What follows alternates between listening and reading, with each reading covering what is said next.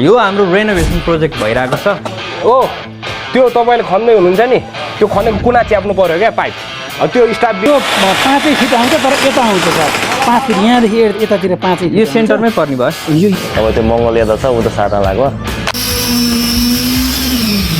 भत्काउनु परेन उ त्यो भागलाई भत्काइदिए भइहाल्यो। अब मान्छेहरू बस्नु भएन।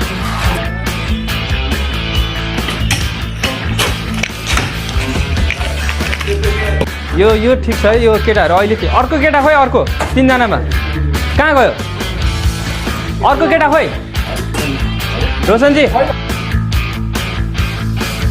मेरो नाम लेखनाथ पौडेल म सिभिल इन्जिनियर। यहाँ चाहिँ हामीले बिल्डिङको लोड बेरिङ क्यापेसिटीलाई बढाउनको लागि यहाँ चाहिँ रेक्टो फिटिङको काम गरिरहेका छौँ। हामीले सबै ज्याकेटिङ गरेर नयाँ आउने टिम छ नि नयाँ आउने टिमलाई के डन्डी बाँध्न लाउने हो कटिङ गर्न कसलाई हाल्ने कटिङमा स्टाफ यो फुटाउने होइन यो पनि खन्ने काम तँ पनि गर्न 2 जनालाई खन्नमा हाल्नु 2 जना बनाउनमा हाल्नु सोलिङ पनि गर्नु पर्ला यसमा पानी फ्याँक्नु पर्यो मेसिन एउटा व्यवस्थापन गर्ने हो कि सर यता ठिक छ यस्तै छ अब